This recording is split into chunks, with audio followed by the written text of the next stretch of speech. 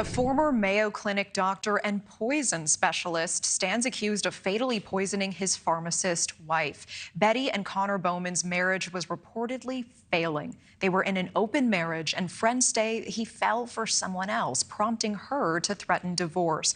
Well, police say Bowman poisoned his wife, and now new search warrants reveal he was on a dating app, calling himself a widower and flirting as his wife was dying from organ failure last August. Now, Connor Bowman was arrested in October, and his case heads to court in June now. Joining us now to talk more about this case is attorney Eric Faddis, who is a former federal and state district attorney. Eric, thank you for being here on this, and I do want to start with the evidence. What in particular stands out as the most damning in this case?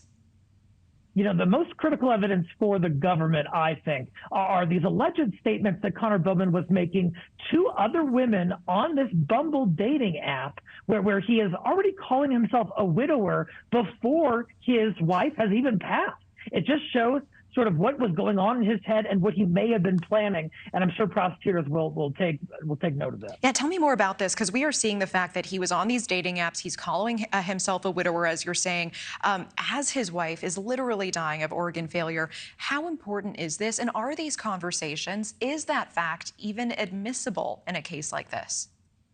I think it likely is admissible. Almost every state has a hearsay exception, which is called admission by a party opponent. And so if the defendant said it, if the defendant's statements, those usually come in to evidence. And here it just shows that he knew his wife was either dying or about to die, and he was already moving on. He's already looking at his next romantic prospect. And so it also shows kind of a motive to move on from this past marriage and start his new life, and just a number of items of evidence that seem to be mounting against Connor Bowman. Yeah, I appreciate that evidence. And is there any hard evidence? Do we have a toxicology report? Can we point to the drug that he allegedly used to murder his wife? My understanding is that a drug that was found in his wife's system at a lethal dose was a drug that a person would take for gout. And the thing is, Connor Bowman has the opportunity and the access to get this. According to the New York Post, he is a poison specialist and has access to these types of drugs that you and I typically don't have access to. And so I think that is going to loom large against him in the jury's deliberation. What are the biggest hurdles the defense has in this case, and how would you advise them? What picture do they need to paint here?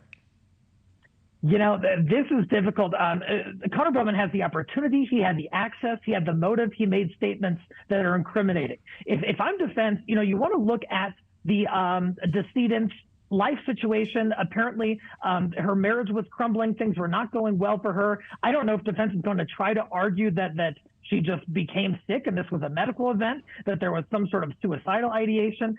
We're going to have to see what avenue the defense takes, but there is no clear defense that jumped out to me. Okay. Eric Faddis, I appreciate the context and time. Thank you.